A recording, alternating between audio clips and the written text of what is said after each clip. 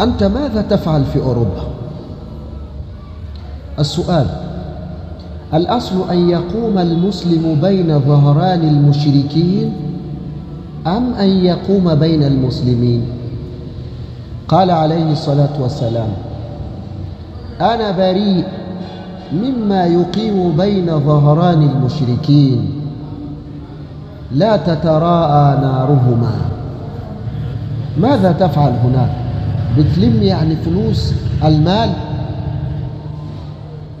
hata kama sallam ametueleza kwamba mimi niko mbali na yule aliyekwenda kujiweka katikati ya washirikina, kwenda kuishi katika miji ya washirikina, niko mbali na yeye.